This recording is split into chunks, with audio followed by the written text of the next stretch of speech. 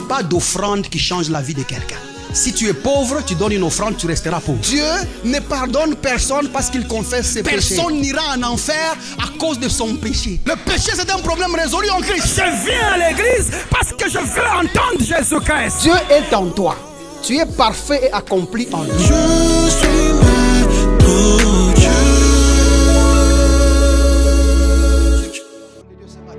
Père, je te suis reconnaissant de ce que tu m'as jugé digne de me confier ta parole.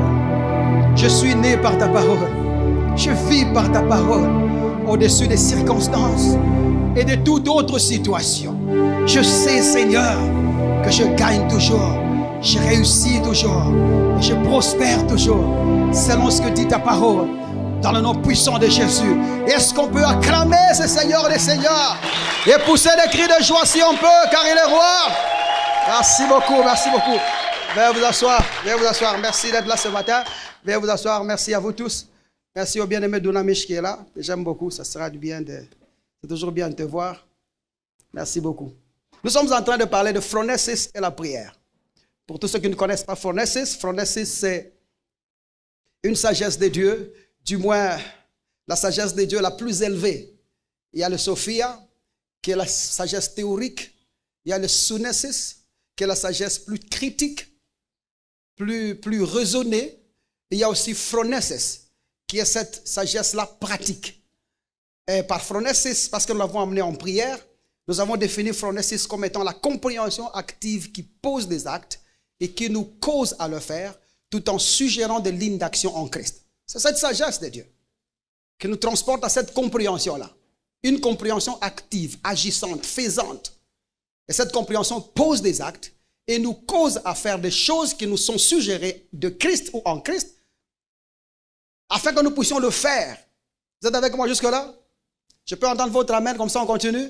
Amen. Très bien, ici là derrière, vous pouvez vous poser un tout petit peu, comme ça là on avance dans ce qu'on est en train de faire. Maintenant nous avons dit que cette sagesse phronesis, elle est la faculté de compréhension qui nous permet de nous asseoir ou de nous situer dans des choses en Christ. Il te faut une forme de compréhension pour t'asseoir. Il te faut une forme de compréhension pour t'établir.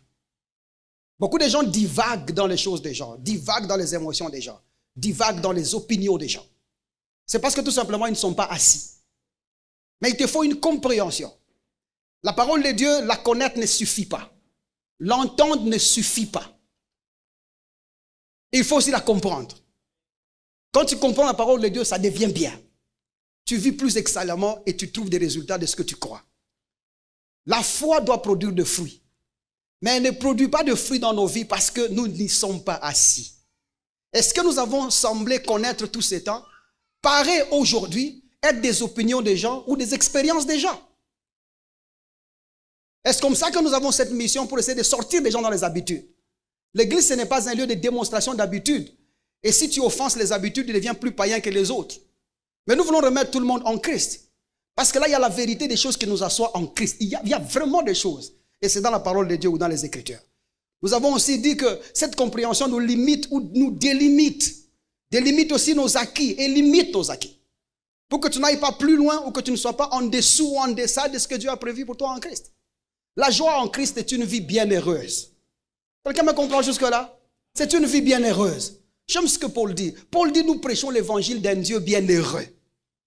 C'est un évangile qui apporte le bonheur dans les vies des gens. Est-ce comme ça qu'il est important que tu puisses connaître jusqu'où elle peut aller, ce qu'elle t'offre, quels sont les acquis? Je disais l'autre fois, tu dois parvenir à connaître qui tu es. C'est ton identité. Cette compréhension te permet aussi de t'établir dans ce que tu peux posséder ou ce que tu as, tes possessions. Qu'est-ce que tu possèdes en Christ? Cette compréhension te permet aussi de t'établir dans ce que tu peux faire. Ça parle de l'autorité. Quelle autorité as-tu reçue en Jésus-Christ? Et nous avons aussi dit, parlant de l'identité, que l'identité d'un chrétien, c'est l'identité d'un enfant de Dieu. Aide-moi à dire, je suis enfant de Dieu. Tu es enfant de Dieu. Je répète, tu es enfant de Dieu. Notre identité est celui du Fils de Dieu, non pas d'amis de Dieu, non pas de serviteur de Dieu, ni d'appelé de Dieu. Il ne faut pas te glorifier de ce que tu es appelé de Dieu. De toutes les façons, être appelé de Dieu, c'est la phase incomplète dans le processus de maturité entre Dieu et toi. un appelé est encore dans une phase incomplète. Parce que Dieu ne deal pas avec les appelés. Rappelez-vous, il y a peu d'élus et beaucoup d'appelés. Les appelés sont si nombreux, mais Dieu fonctionne avec les élus seulement. Et qu'est-ce que nous voulons dire là? Même la Bible dit, ceux qu'il a appelés, ceux qu'il a connus d'avance, il les a appelés. Après les avoir appelés, il ne s'est pas arrêté là. Il les a justifiés. Donc si tu es au niveau d'appelé, tu n'es même pas au niveau de l'expérience de la parole de la justice. Tu es encore au bas niveau. Et là encore, Dieu ne fait rien avec toi. Et ceux qu'il a appelés, qu'il a justifiés, la Bible dit, les a aussi glorifiés. Parce que c'est dans la gloire que Dieu deal avec ses enfants. Donc ça ne sert à rien de glorifier que tu es un appelé du Seigneur et que moi j'ai mon appel particulier, tu es encore au niveau le plus bas du processus de maturité avec Dieu. Là, je parlais quelque chose là de consistant. Vous ne me répondez pas, ça va jusque là? Dieu ne deal pas avec des gens qui sont appelés parce que notre élection elle est glorieuse. On sait qu'elle se trouve dans son Fils de gloire. Tu n'as pas un appel dehors. Tu n'as pas une élection dehors. Notre élection est en Christ. C'est en Christ que Dieu nous a élus. Et c'est l'élu de Dieu qui agit dans le monde. Et le privilège que tu as de servir Dieu en tant que fils, c'est parce que tu es dans l'élu des fils. Étant en Christ, tu peux maintenant le servir. C'est comme ça que j'ai dit l'autre fois, nous sommes des fils qui servons. L'élection de Dieu est tombée sur nous. Parce qu'il a dit, celui-ci est mon fils bien-aimé, en qui j'ai mis toute mon affection. Et nous y trouvons. Et parce que nous y trouvons, Dieu deal avec nous dans la gloire. Aide-moi à dire à ton voisin et à toi-même, je suis glorieux. Je suis glorieux. Un peu plus fort que ça, je suis glorieux. Je suis glorieux. Et c'est comme ça que nous avons dit que la distinction d'être, quand tu distingues qui tu es, la distinction d'être n'est possible que lorsque la compréhension de ton existence est centrée en Christ. Si la compréhension de ton existence n'est pas centrée en Christ, tu ne distingueras pas ton être. Tu ne seras qui tu es que si la compréhension de ce qui t'établit dans qui tu es est établie en Jésus-Christ. Parce que notre identité étant centrée sur Christ, tu n'existes pas en dehors de Jésus-Christ. Tu ne peux être que si Jésus est. Et tu es parce que Jésus est. Et nous ne le sommes pas parce que nous aurions fait des choses bonnes ou des meilleures des choses ou nous aurions accompli quelque chose, mais nous sommes dans l'identité de Christ à cause de ce que Christ a accompli, a fait et a achevé. Notre identité est scellée par l'acte accompli de Jésus-Christ. C'est comme ça que c'est indétrônable. Tu es fils de Dieu jusqu'à la fin. Tu es fils de Dieu jusqu'au bout. Et de toutes les façons, aussi longtemps qu'il y aura un Dieu que les hommes invoqueront, tu seras en lui. Ton existence est éternelle et scellée dans les mains de Dieu. Ça ne peut pas s'annuler. Il n'y a rien que tu pourras faire sur terre qui pourra annuler ton identité devant Dieu. Rien. Je vous dis rien.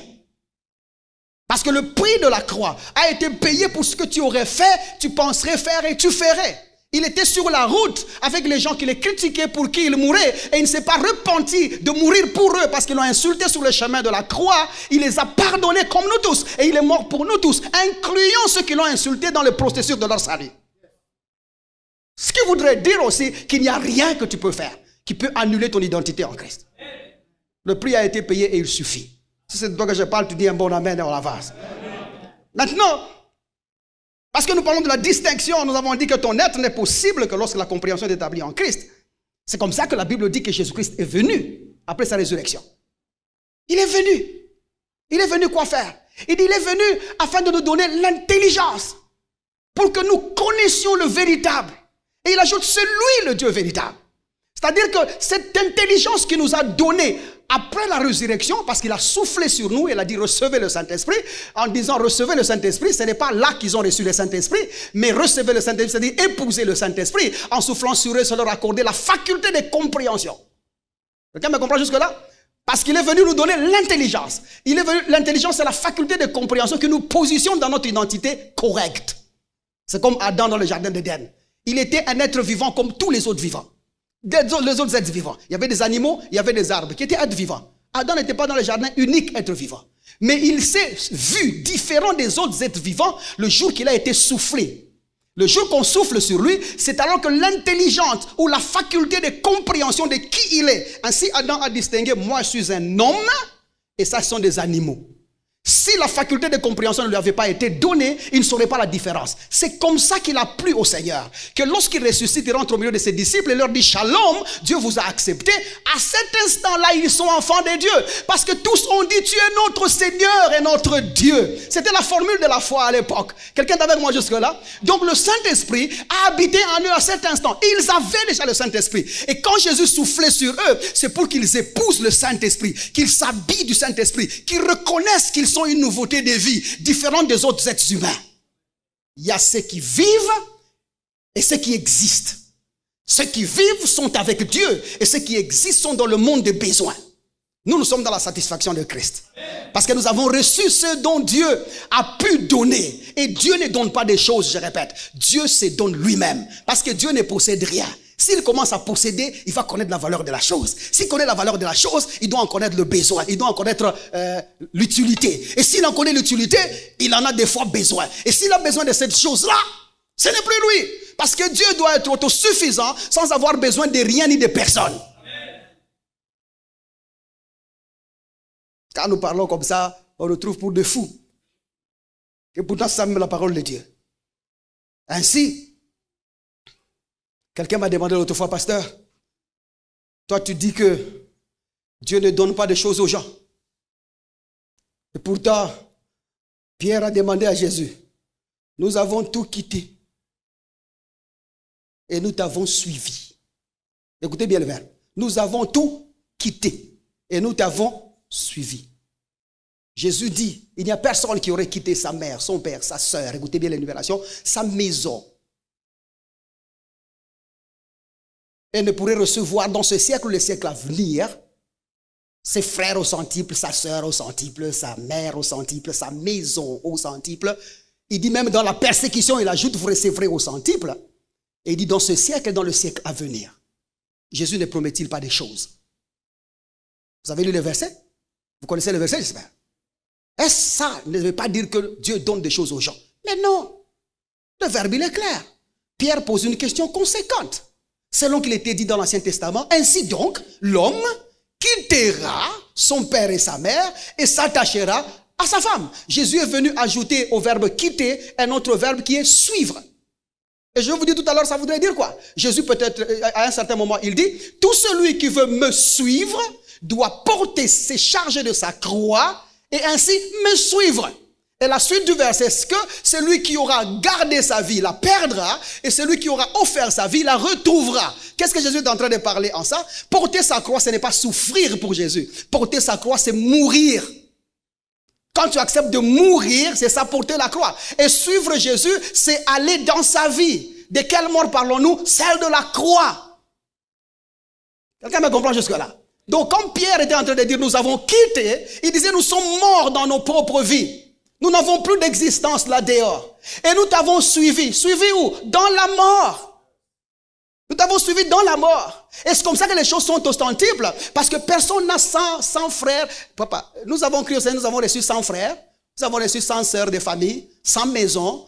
Non, Jésus est en train de parler de l'abondance des choses qui émergent de la présence de Dieu. En d'autres termes, une satisfaction complète d'être en Christ. Et non des choses matérielles. Parce que bien évidemment, de toutes les façons, même si j'en réduis, même si je vais dans les choses matérielles ici, le fait que j'ai reçu Jésus-Christ comme Seigneur et Sauveur, j'ai déjà 100 frères. Vous êtes même plus de 100 ici. Vous êtes tous mes frères, vrai ou faux? N'ai-je pas 100 maisons ici? Je ne peux pas dormir chez n'importe qui. Si je débarque chez prof, vous n'allez pas me donner un lit. J'ai un lit, je vais dormir. Chez n'importe qui, je peux débarquer. J'ai trouvé des frères en Christ. Ils parlaient de ces choses comme ça. Et non d'avoir des choses matérielles. Quelqu'un est avec moi jusque-là? Donc suivre Jésus, c'est mourir avec lui. Donc maintenant, notre compréhension doit être centrée sur Christ pour que nous trouvons tous une cohésion dans les choses que nous sommes en train de faire. C'est comme ça que nous avons dit que cette compréhension en Christ nous permet de nous affermir dans la doctrine de Christ. Phronesis, c'est pour l'affermissement en Christ. Là, tu connais les limites, tu connais ce que tu peux faire, tu connais où tu t'assois, tu connais ton identité, tu connais ce que tu possèdes, tu connais où tu peux aller, tu connais ce que tu peux faire, tu connais ce que tu peux pourvoir, tu connais ce que tu peux dire, tu connais ce que tu peux entendre, tu connais comment tu peux prier, tu connais quel genre de prière tu vas prier, tu connais... Quand tu identifies toutes ces choses-là, c'est ça le travail de phronesis. Il t'établit dans ça pour que ton intimité avec Dieu ne soit pas entachée des choses du monde. Vous êtes avec moi jusque-là? Nous avons fait de l'église un lieu des païens qui se réunissent chaque dimanche. Je me justifie. La Bible dit, ne vous inquiétez pas de ce que vous mangerez, ou ce que vous buvrez, ou ce que vous vous habillerez, car ça, ce sont les païens qui les recherchent, Et si nous faisons une église où les gens doivent venir chaque dimanche rechercher des choses, c'est une association des païens réunis en Christ. Les frères besoin et sœurs besoin. On ne vient pas à l'église parce que tu peux avoir à manger, à boire, à se vêtir. L'église n'est pas faite pour ça. L'église est faite pour recevoir Jésus. C'est là qu'on te présente Jésus-Christ. Parce que les autres choses, tu peux les obtenir dehors. Quelqu'un me comprend jusque-là? Jésus n'est pas mort pour ça. Aide-moi à dire, Jésus n'est pas mort pour ça. Il n'est pas mort pour ça. Il n'est pas mort pour ça. Jésus n'est pas mort pour les choses. Et c'est comme ça que Paul nous dit que ces choses-là, ou Phroneses, nous affermit dans la doctrine de Christ pour une perspective commune.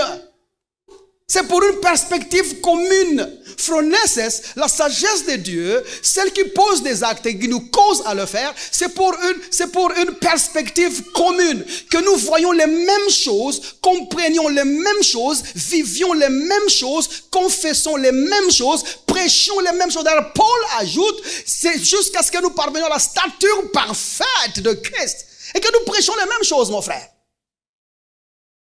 C'est pour cette perspective commune. Et Paul dit, nous allons y arriver comment? Il dit en vue. Quelqu'un est avec moi? Il dit en vue. Voyons un peu Ephésiens chapitre 4, à partir du verset 11.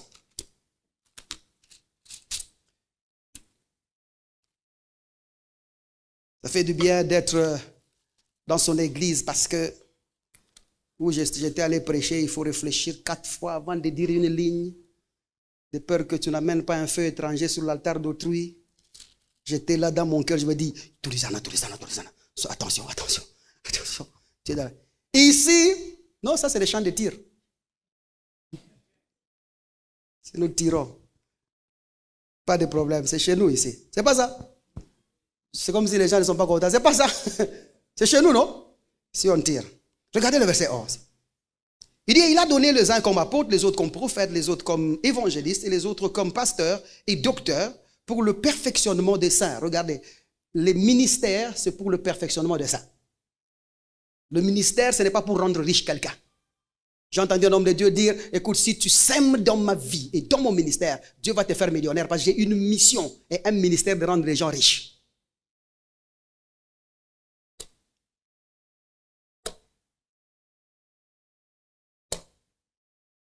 Maintenant, ça c'est quoi?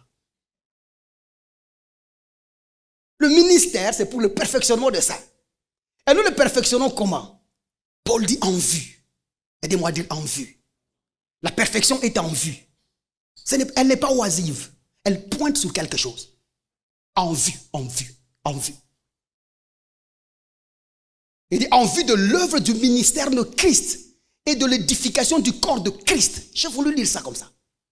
L'œuvre de Christ. C'est quoi l'œuvre de Christ? Le ministère du Christ ou le service de l'œuvre du Christ. Qu'est-ce que Jésus est venu faire? Quand est-ce que Jésus est-il serviteur? Quel acte a-t-il posé? C'est à ça, en vue de ça, que nous créons l'édification. Et quand vous lisez, j'aimerais voir, parce que ça on n'a pas prévu, mais voyons un peu directement. Philippiens. Regardez Philippiens. Chapitre 2. Regardez le verset 8. À partir du verset 8. Ou encore commençons à partir du verset 5. Et puis on va rentrer à ça. Nous parlons ici de l'œuvre du ministère. C'est quoi l'œuvre du ministère? Il dit, ayez en vous le sentiment qui était en Jésus-Christ, lequel existant, c'est-à-dire il existait déjà. C'est un participe présent. Il n'a pas changé. Il dit, existant en forme de Dieu, en d'autres termes, au commencement, il y avait que Dieu. Existant en forme de Dieu, Jésus, Dieu, n'a pas regardé comme une proie à arracher, d'être l'égal avec Dieu. En fait, Jésus a refusé de rester Dieu. C'est comme ça que pour ton salut, Dieu a quitté Dieu afin d'être homme pour permettre que ton salut soit parfait. Dieu a quitté Dieu pour être l'offrande qui satisfait à sa demande. Nous parlons du ministère de Christ. Aide-moi à dire ministère de Christ. Il dit maintenant, d'être l'égal de Dieu, mais c'est dépouiller lui-même. Dieu s'est déshabillé de Dieu en prenant une forme de serviteur. Serviteur. Ministre. Il a pris la forme de serviteur. Il dit, en devenant semblable aux hommes. Pas n'importe quel genre de serviteur, mais comme un homme. Ma Bible dit, en devenant semblable aux hommes. Et après s'être trouvé dans la situation d'un homme, avec ses faiblesses, ses peines, ses douleurs, ses problèmes, ses difficultés, Jésus, homme, sans aucune valeur de Dieu en lui. Dieu s'est dépouillé de Dieu pour être homme. Quand on est Dieu, on est Dieu. Quand on quitte Dieu, on n'est plus Dieu. Il ne peut pas y avoir deux dieux existants dans le processus salvifique de quelqu'un. C'est comme ça que la confusion qui s'est érigée dans l'incompréhension des choses à comprendre dans la parole de Dieu a établi Mammon sur l'altar et l'a appelé Jésus. Un Dieu transactionnel. Un Dieu qui échange les bénédictions avec l'argent. Un Dieu qui échange des promesses avec l'argent. Un Dieu qui scelle les alliances avec l'argent.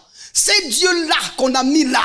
Ce n'est pas celui qui est venu de Dieu. Parce que si Dieu a tant voulu par lui-même sauver l'homme au nom de l'amour qu'il porte pour l'homme, étant dans l'action de l'amour qui produit les grâces qui poursuit l'homme, dans le lien, dans le chêne, dans l'enfer, dans les montagnes et dans les vallées, il ne peut pas compromettre l'exercice de la grâce afin de la faire payer. Il ne peut pas. Et si Dieu commence à demander une valeur à ses actions, ce n'est plus lui. C'est comme ça que l'incompréhension des choses qu'on a établie dans le cœur des gens a déposé Mammon sur l'altar. C'est devenu un Dieu qui prouve. Un homme de Dieu doit prouver la valeur de ses chaussures, de ses vestes, de combien de biens il a, de la beauté des murs, la beauté des églises, de combien des instruments nous avons, combien nous pouvons recevoir les offrandes au nom de quoi que ce soit. Ça, c'est Mammon que nous avons appelé Jésus. Et il est grand temps que nous fustigions cette histoire-là, que nous détrônons Mammon et que Jésus reprenne sa place.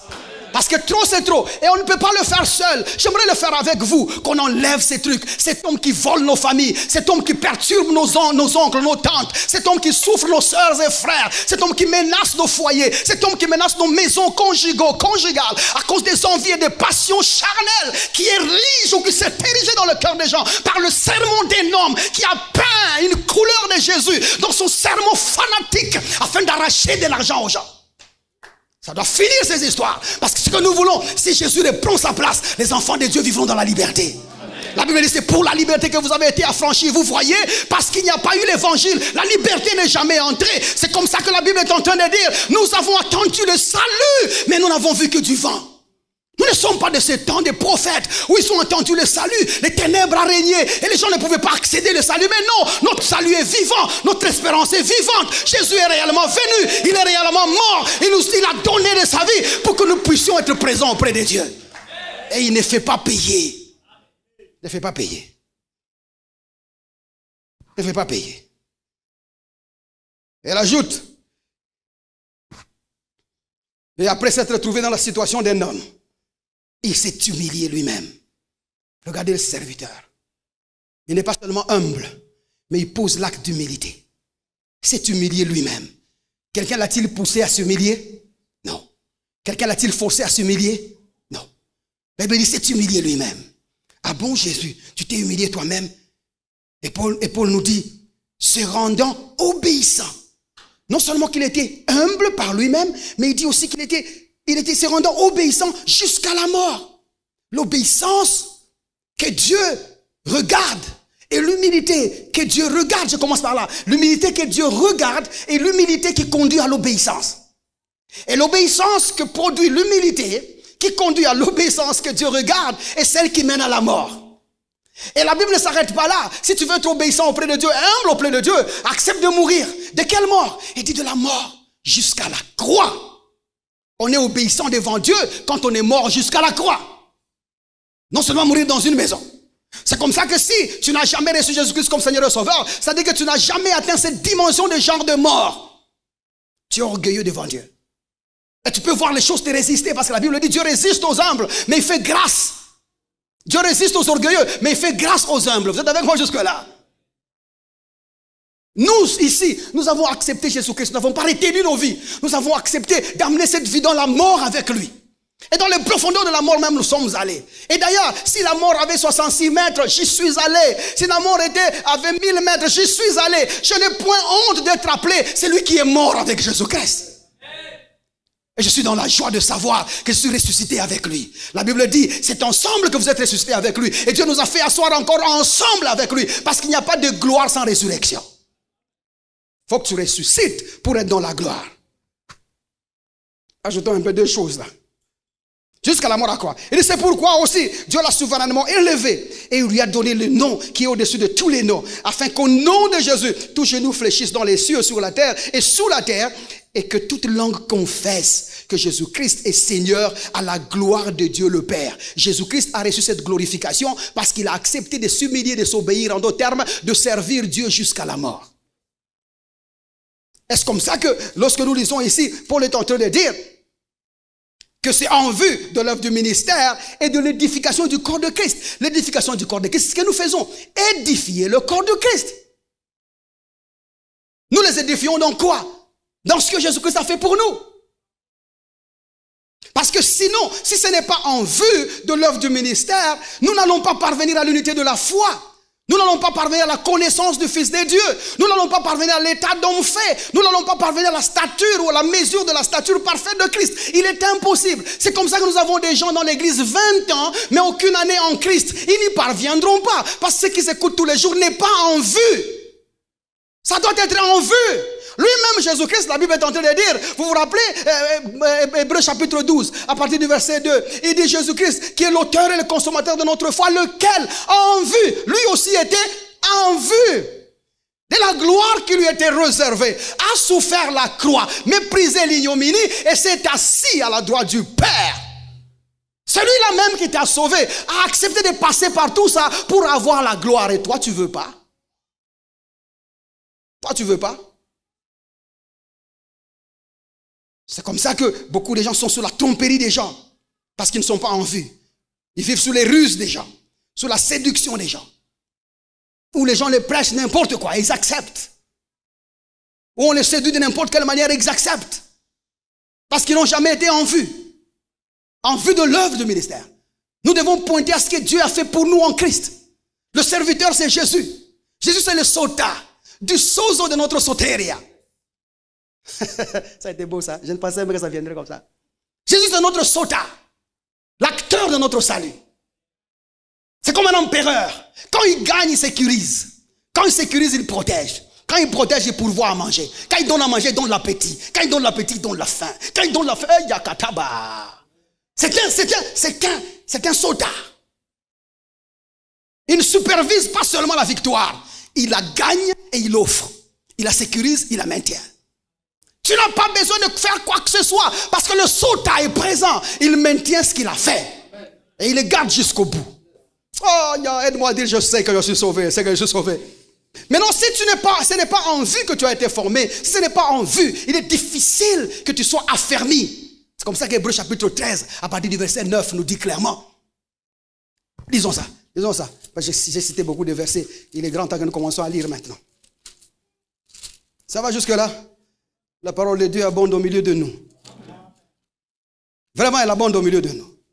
Et si elle n'abonde pas dans ton cœur, accepte qu'elle abonde ce matin dans ton cœur au nom de Jésus-Christ. Je disais Hébreux chapitre 13. On peut commencer à partir du verset 7. Regardez ce qu'il dit. Souvenez-vous de vos conducteurs qui vous ont annoncé la parole de Dieu. Aidez-moi à dire parole de Dieu. Et de considérer quelle a été la fin de leur vie et imiter leur foi. Leur foi, c'était quoi? La parole qu'ils nous ont annoncée. Le mot foi là-bas, c'est doctrine, qui est parole de Dieu. La parole de Dieu, c'est leur foi. Et qui sont nos conducteurs? Les prophètes. Qui sont nos conducteurs? Les apôtres. Qui nous ont édifiés dans leur foi. Qui nous ont édifiés dans leur doctrine. Il dit, ceux gens-là, observez quelle a été la fin, imiter leur foi. Observez quelle a été la fin de leur vie et imiter leur foi. Et il dit, Jésus-Christ, qui est leur foi, qui est la parole de Dieu, est le même hier, aujourd'hui et éternellement. Parce que vous êtes sans ignorer que Jésus-Christ, homme, n'est pas le même hier, aujourd'hui et éternellement. Ça va jusque-là? Si Jésus-Christ, homme, est le même hier, aujourd'hui et éternellement, il ne peut pas sauver. Dieu, au commencement, doit sortir de Dieu pour être un homme et doit rester dans l'homme comme l'esprit. Ça va jusque-là?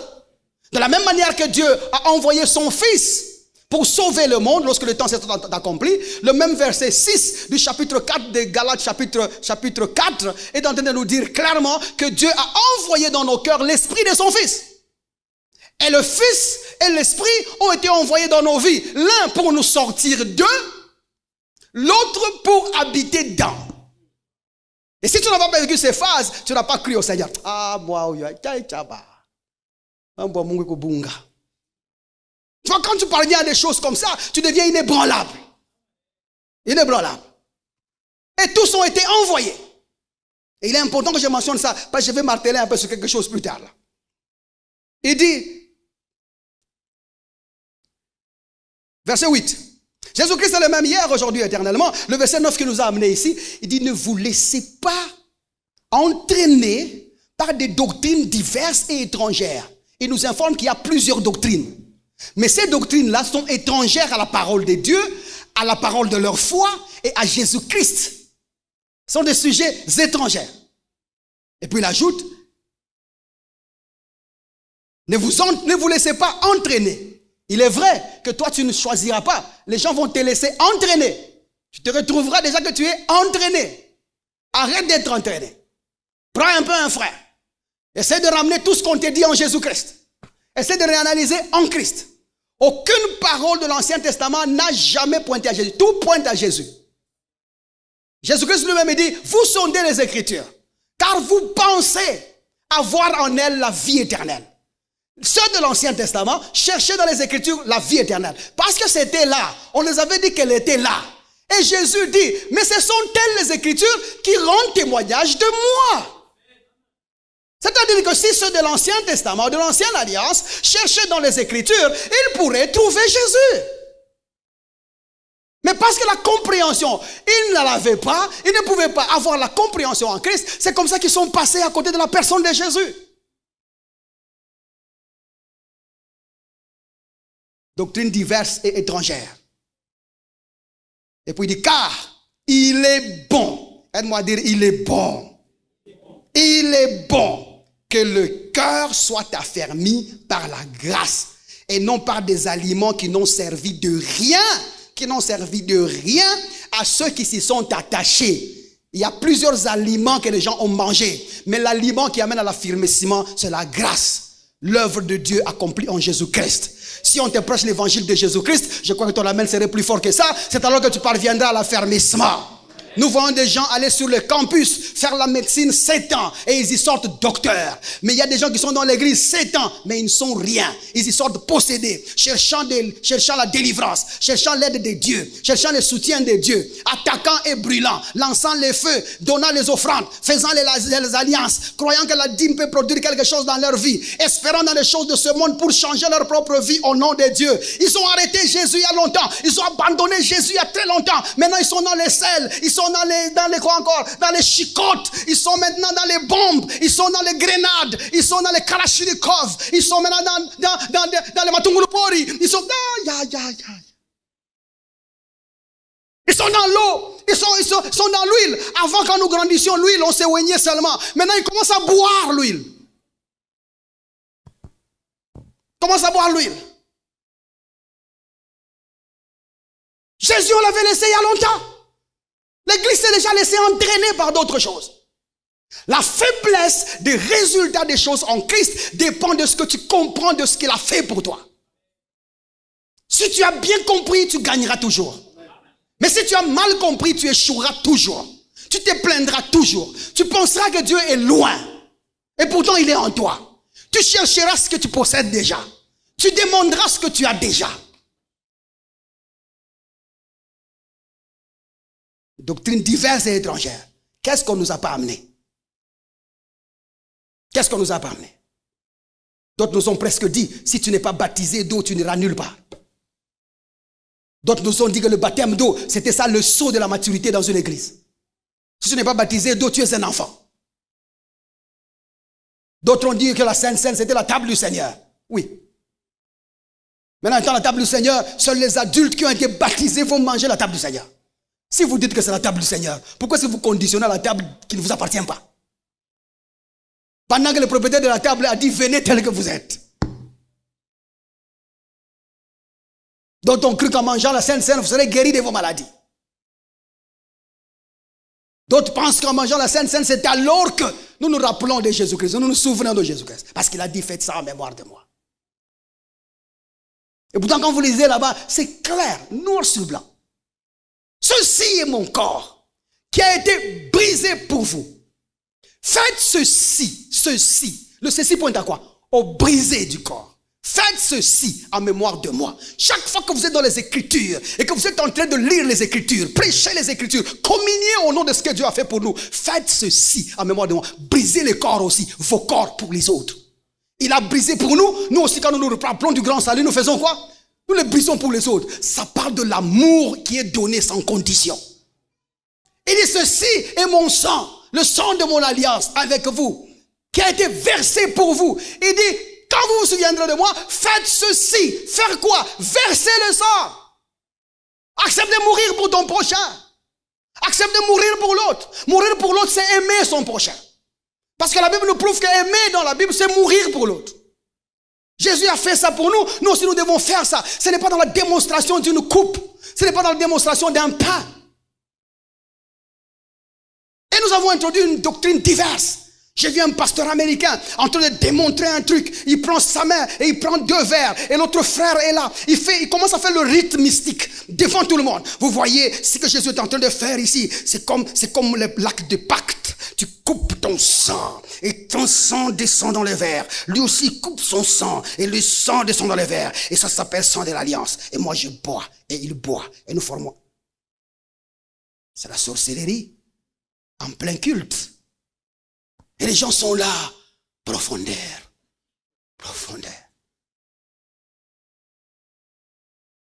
Et surtout, vous les jeunes gens naïfs là, qui sont là derrière le prophétique. Un prophétique sans Jésus, c'est un poison de l'humanité.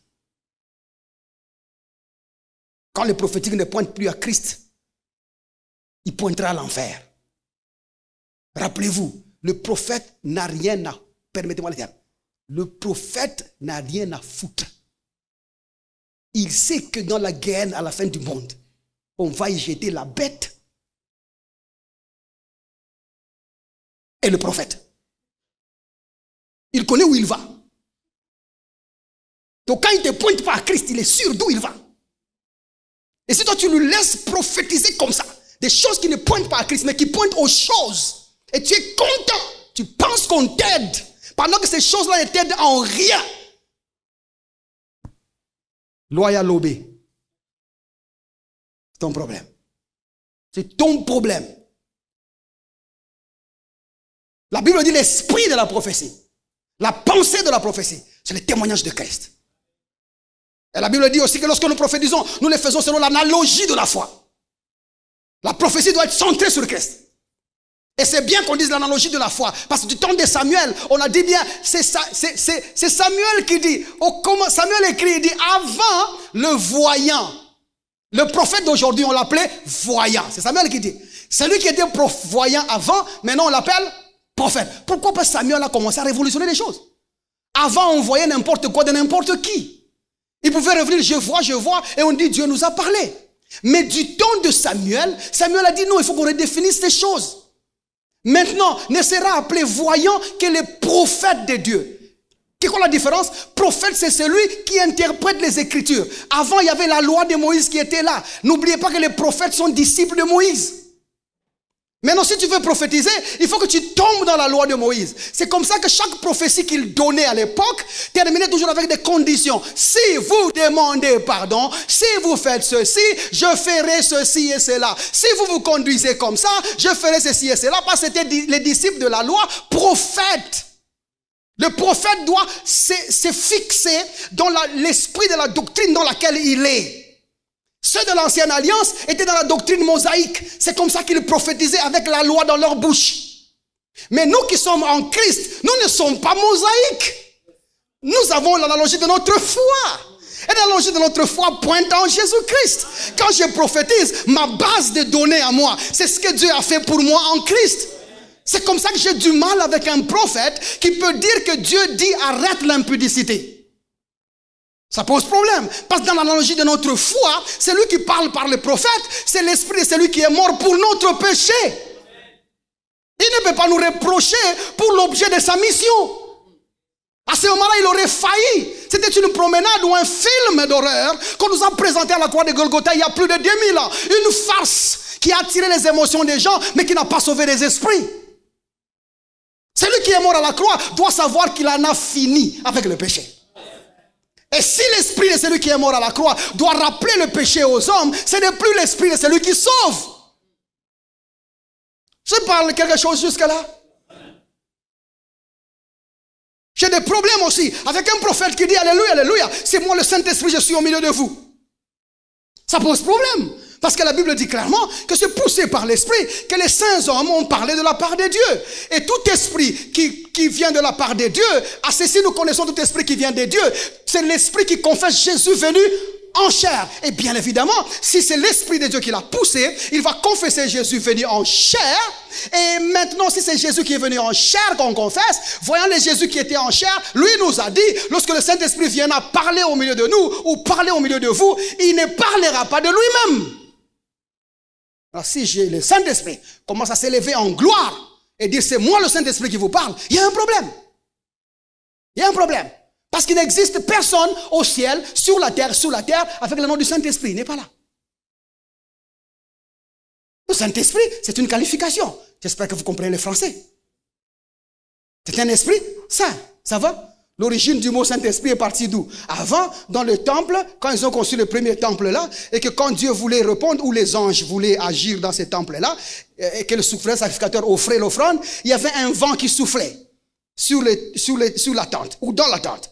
Maintenant, ceux qui étaient dehors, attendant leur rédemption, ou attendant leur acceptation, voyaient la bâche qui couvrait le tressain monter et descendre, monter et descendre. On disait, le souffle du Tout-Puissant est dans son temple. C'est ce qu'on dit en hébreu, Ruach HaKodesh. Vous êtes avec moi jusque-là? Ruach, esprit, HaKodesh, saint. Vous voyez? Maintenant, le Ruach HaKodesh, en fait, la phrase elle est un peu plus longue parce qu'il y a Bethel qui est dedans aussi. C'est-à-dire le Ruach HaKodesh du Dieu saint, il montait et descendait. Ça faisait... Et il disait, waouh! Dieu est venu nous répondre. C'est ce qui a inspiré même Moïse à dire, au commencement, l'Esprit de Dieu s'est mouvé sur les eaux. Parce que la vision de Moïse, c'est celle-là. Quelqu'un est avec moi jusque-là? Mais maintenant, lorsque le Saint-Esprit a commencé à habiter dans les gens et être avec nous, on a commencé à l'appeler Saint-Esprit. Maintenant, il est venu Pneuma. Vous voyez? Haigos Pneuma. C'est-à-dire le Saint-Esprit. Pourquoi? Parce que c'est la traduction directe de l'esprit qui était dans le temple. Maintenant que le temple est chez nous, nous l'avons qualifié comme ça. Maintenant que le temple est chez nous, c'est nous, c'est nous. Nous avons commencé à l'appeler Saint-Esprit. Vous êtes avec moi jusque-là? Il est aussi, par vocabulaire, l'esprit de distinction. Il y a beaucoup des esprits, mais il y a aussi celui-là. Mais ça reste des qualificatifs. Il a un nom. Son nom, c'est Jésus. Il répond au nom de Jésus. Ne dis pas Saint-Esprit viens. D'ailleurs, le Saint-Esprit ne vient pas. Ne dis pas Saint-Esprit, entre en moi. Le Saint-Esprit, les jours que tu naissais en Dieu, il naissait avec toi. Regarde avec moi jusque-là. Et le Saint-Esprit, la Bible te dit qu'au commencement, là, il s'est mouvé sur les eaux. Vous croyez qu'aujourd'hui, par la grâce de Dieu qui se retrouve en toi, il va quitter? Qui reste encore dehors? Qui continue à faire les maîtres nageurs?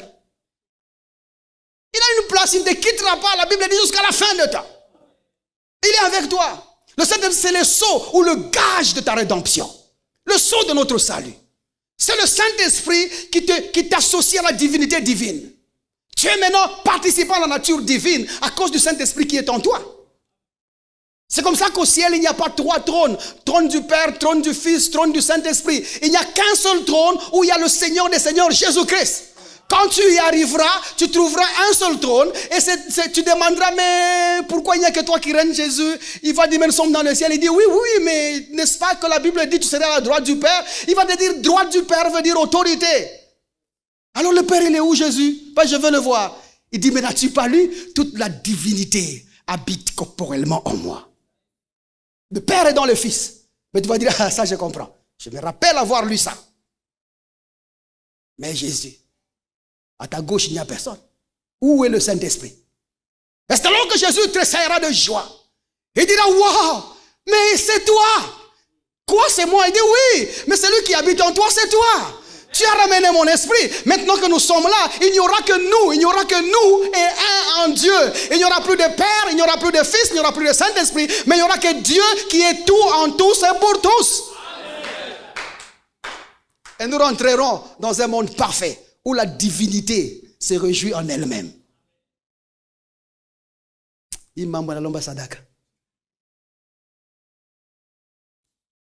Maintenant, si ce n'est pas en Christ, tu ne seras pas affermi. Tu iras à tout bout des vents. Regardez ce que Paul est en train de dire. Je crois qu'on va finir avec ça parce que j'ai prévu beaucoup de choses, mais on n'avance même pas. Ah, vous aussi. Tout ça, c'est votre faute. Éphésiens chapitre 3. Il y a une chose que nous passons tout le temps là. La prière de Paul, on va la refaire un temps, mais elle peut nous prendre aussi beaucoup de jours. Parce que chaque mot dans ce truc parle. Chaque chose parle. Éphésiens chapitre 1er, chapitre 3. J'ai dit le verset, je peux commencer au verset 14e. Il dit, à cause de cela, je fléchis le genou devant le Père de notre Seigneur Jésus-Christ, duquel tire son nom toute famille dans les cieux, sur la terre. Nous tous, nous avons le même nom. Verset 16. Afin qu'il vous donne, je répète, afin qu'il vous donne, selon la richesse de sa gloire. Le don est selon la richesse de sa gloire. Dieu est tellement riche en gloire qu'il a décidé de vous donner.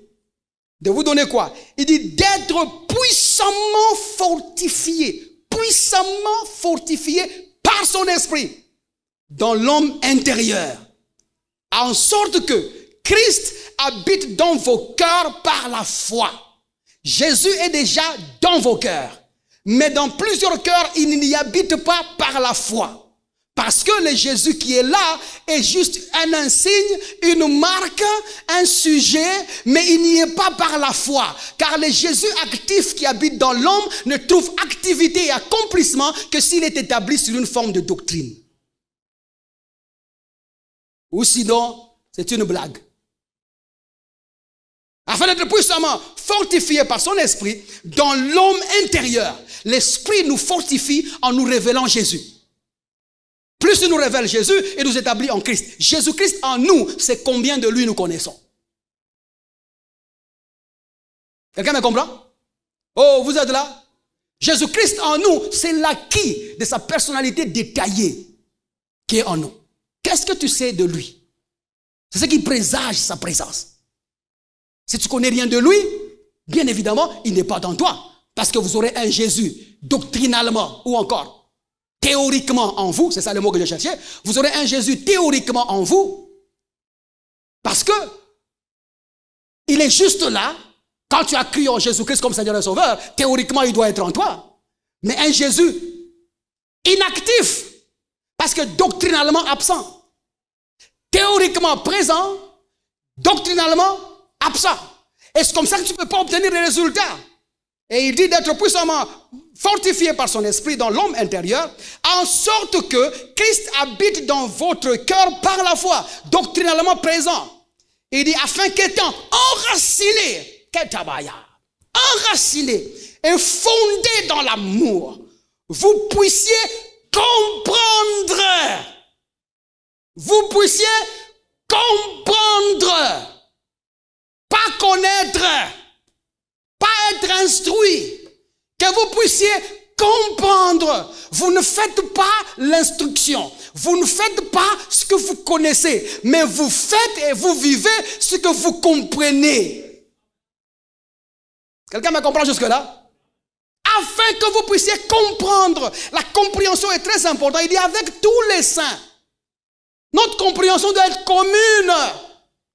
Ne dis pas, moi je comprends la parole de Dieu, je vais me taire. Je vais aller faire mes trucs, ça c'est leur problème. S'ils ne comprennent pas, c'est leur problème. Tu dis un petit mot, un gaillard te conteste, tu dis un bakeni bashi, restez là-bas, moi je m'en fous. J'avance, je vous laisse avec vos trucs. Non, tu restes pas comme ça. Tu rentres à la maison parce que la Bible dit, si notre évangile est voilé, il est voilé par le prince de ce monde. Il a aveuglé, il a mis l'incrédulité dans leur cœur. Mais qu'est-ce que nous faisons, Père, au nom de Jésus? Le Pascal que je prêchais hier, il a semblé ne pas comprendre ce que je disais. Je renverse l'ombre, je renverse le rideau, je renverse le voile qui est en son cœur. Demain j'y serai, tu parleras par moi, tu inspireras mon passage afin que je puisse toucher son esprit, non seulement son intellect, mais son esprit.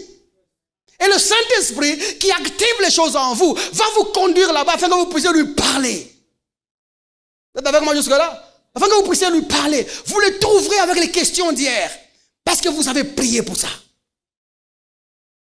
Parce que nous renversons les forteresses, toute pensée qui s'élève contre la connaissance de Christ.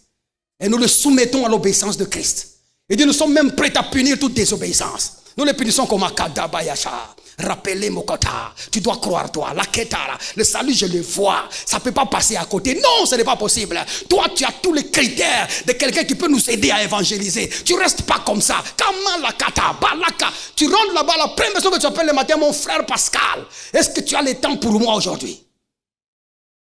Tu vas entendre débattre, c'est la parole de Dieu, je ne vais pas refuser, viens. Et quand tu arrives là-bas, Kemanda, prions d'abord. L'Oshakataba, tu sais ce que je te disais hier. Voilà ce que je voulais te dire. J'ai appelé le Père, il m'a donné aussi 2 versets. J'ajoute aussi ça. Avant que tu ne te lèves là-bas, la personne sera déjà à genoux en train de dire, je reçois Jésus-Christ comme Seigneur et Sauveur. Je me rappelle un jour, il y a quand même un peu longtemps. Nous étions encore au début de Metro Church. Et on m'a amené dans une famille qui avait des problèmes. Et le mari est docteur en droit. Je suis allé là-bas, j'ai intervenu et puis l'homme a dit, j'ai dit à l'homme, allons quand même discuter à un endroit où on peut parler calmement. Il arrive à Metro Church à l'époque où nous étions une petite salle, très propre là, avec quelques chaises rouges là, il se met devant. Et moi je m'assois à première ligne, nous avons tous la face vers l'altar. Et il était à mes côtés, je lui parlais. Je commençais à lui parler de ce que Dieu a fait pour nous en Christ. De comment Dieu a quitté Dieu. Comment il a accepté d'être comme un homme, de vivre comme un homme, de marcher comme un homme. Pourquoi il a accepté de marcher dans son propre sang après avoir été chicoté? Pourquoi ils ne l'ont pas étranglé là-bas? Pourquoi il est monté à la croix? Pourquoi il a fait 3 jours? Nous étions en train de parler et lui au début il m'entendait intellectuellement. Mais à un certain moment j'ai senti qu'il ne m'entendait plus intellectuellement. Son intellect n'avait plus de capacité de captiver la sagesse infiniment variée de Dieu. Il ne pouvait pas tenir ça. Avant que je ne dise quoi que ce soit, il était déjà à genoux, il me dit, que faut-il faire que je croie au Seigneur? Aujourd'hui, je veux recevoir Jésus-Christ. Je n'avais pas encore fini. Cette expérience m'est arrivée une seule fois, mais avec un docteur en droit. Pas docteur d'ici, de Belgique, un Belgico-droitier. Et il allait à genoux, me demandant comment faire pour recevoir Jésus-Christ. Et ce jour-là, j'ai compris que ce n'est pas l'intellect qui convertit les gens. Mais c'est la puissance de l'esprit qui transforme. Laisse que le Saint-Esprit agisse à ta place. Mais si tu ne comprends pas, tu ne sauras pas diffuser ce que tu ne comprends pas. Il faut parvenir à la compréhension pour être établi. Vous voyez, nous sommes très nombreux. Nous voulons bien des lignes, c'est quoi, les raccourcis, quoi. Nous voulons bien venir prendre un verset. Je suis venu dire à quelqu'un, je suis venu annoncer à quelqu'un, imposer la main sur les gens, souffler sur eux, leur voir tomber. Le culte est fini et tu dis, j'ai fait service. Tu n'as pas fait service. Tu as provoqué service. C'est comme ça que je vous disais l'autre fois. Au lieu de provoquer service, nous autres ici, nous avons un peu grandi. Faire tomber les gens, nous les faisons tomber. Mais ces gens n'ont pas changé. Parce que le changement n'est pas dans la chute. Le changement est dans la transformation de la compréhension. Là. Si quelqu'un comprend, le changement vient. Parce que le jour que tu comprends que tu es différent des autres, tu vis différemment. Allez voir quelqu'un. Si nous annonçons bien-aimé Dunamish, je le croise, supposons que je suis gouverneur de province, je l'appelle, je dis mon frère Dunamish, j'ai rencontré maman Marthe. Maman Marthe m'a dit, tu es le fils de... Le père c'est qui? Tu es le fils d'Étienne Tshisekedi Wamulumba, qu'il a eu avec une femme à Kapolobwe. Ta mère ne s'appelle pas Chantal? Il dit oui maman c'est Chantal. Avant toi, n'y a-t-il pas 2 frères? Oui, il y a 2 frères. N'as-tu pas 3 autres frères? 3 autres? Oui, j'en ai. Mais toi là, tu es le fils de Étienne Tshisekedi Wamulumba. Demain, nous viendrons te chercher parce que le président veut te voir. Vous croyez que je vais trouver les bien-aimés Doura Mich habillés comme ça? Le lendemain, je vais trouver comment? Cravate, veste, bien posée, propre. Si je lui dis 7h30, 6h, le quart sera déjà là. Attendant devant la barrière. Pourquoi? Parce que quelque chose a motivé son pas ou sa sortie. La compréhension de qui il est et la compréhension des mérites de la personne qu'il est et la place qu'il occupe réellement. Quelqu'un lui a informé avec exactitude que dans son sang coulait le sang de celui qui règne. Si j'ai réussi par la volonté de Dieu et avec l'aide du Saint-Esprit à te prouver que ton esprit là, c'est l'esprit de Jésus-Christ et c'est l'esprit de celui qui est sorti de Dieu, c'est l'esprit de Dieu lui-même. Si j'ai réussi à te prouver ça, ta démarche changera. Tu ne te battras plus pour les choses. Tu ne combattras plus pour les choses de ce monde. Tu ne te battras plus pour ça. Les choses que les païens cherchent, ça ne sera plus ton problème. Tu iras pour renforcer ta personne. Tu voudras venir ici pour comprendre ce que Dieu a fait pour toi en Christ et d'être effectif là dehors. Tu ne chercheras plus de démonstration. Non, non. Démonstration de l'esprit que dit la Bible, c'est la propagande, la prêche. C'est ce que l'esprit communique. Qu'est-ce que l'esprit démontre? Jésus. Démonstration de l'esprit, c'est la démonstration de l'esprit. Qu'est-ce que l'esprit démontre? L'évangile. Vous êtes avec moi jusque-là? Le Saint-Esprit démontre l'évangile. C'est ça la démonstration de l'esprit. Pas les manifestations de ouch, dormons, couchons. Tapons les mains 2 fois, 3 fois. C'est quoi je m'arrête là? Je m'arrête là pour aujourd'hui. Bon, pour votre information. Bon, vous voyez, attention. Les acclamations, il faut les faire ensemble. Parce que si vous faites comme ça, ça ne fait pas bien. 1, 2, 3.